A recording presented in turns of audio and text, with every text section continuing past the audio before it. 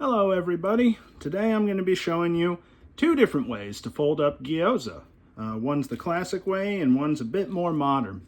So you're going to need your gyoza wrappers. I personally prefer to buy these pre-made ones, frozen. You can find them in all kinds of different stores and they work really great. Next you're going to need a plate that has water filled up just to the inner rim so it doesn't go everywhere.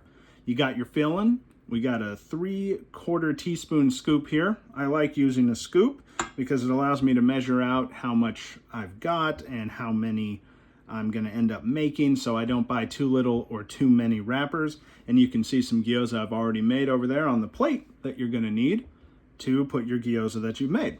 So let's get down to it. The first thing we're going to do is we're going to rotate it so you get a little rim of water all along the edge here. Next, you're going to get yourself a nice level scoop of your filling, put it right down in the middle there. If it looks a little big or if there's chunks that seem a bit out of place, you can remove it. The important thing is that we have just about 3/4 of a teaspoon for this size gyoza. Now, when you put it up together, you're going to fold it almost like you're making a little street taco, and you're going to pinch the edge together right here, nice and firm. Then, using your free hand, you're just going to flatten it out and you're going to tuck it on in.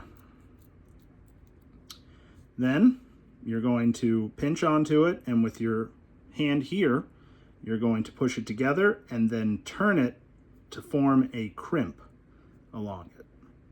And you're going to do this 4 to 5 times. Look at that. Look at that beauty. These ridges right here show you that you folded it properly. You've got a nice tight seal on it, and the filling's not going to go anywhere.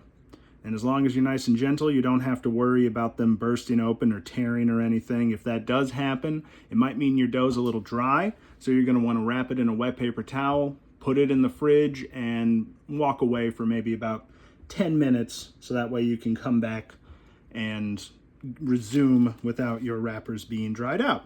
So let's go through that method again one more time to make sure that everybody understands it. So you're going to get your, just the edge,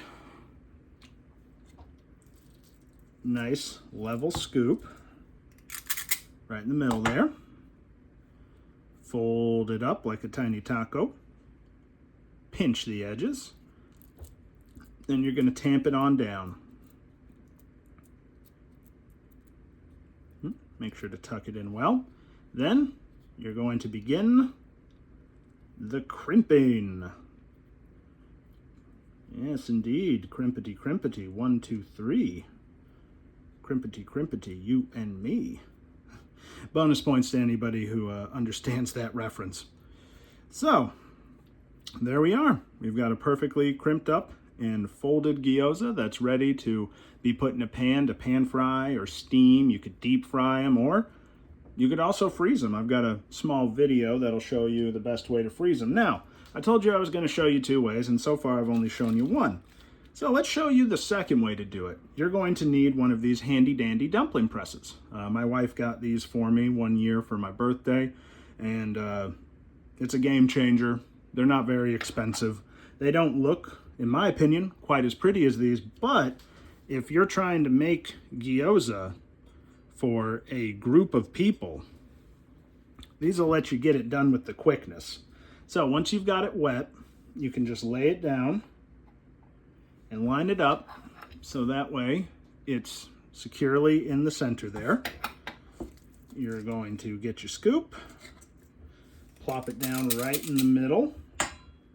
If it seems to be a bit too tall, there's no harm in folding it just like we were as a little taco, leveling it out a little bit, making it look pretty. Then you lay it back down, get your edges straight.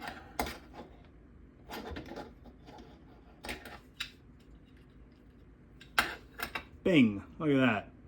Like I said, doesn't look quite as pretty as the ones that we did by hand, but if you're making 70, 80 of these bad boys for a dinner party or whatever else you're doing, maybe you want to make wonton soup, this is the way to go. Then you can just flatten them out turn them so they form a little crescent shape. And yeah, I mean, look at that. 2 great ways to make gyoza. Well, I hope I taught y'all something useful today. I'm going to get back to this because when I'm done, I'm going to eat lunch. Okay, everybody. I hope you have a really good day and have fun.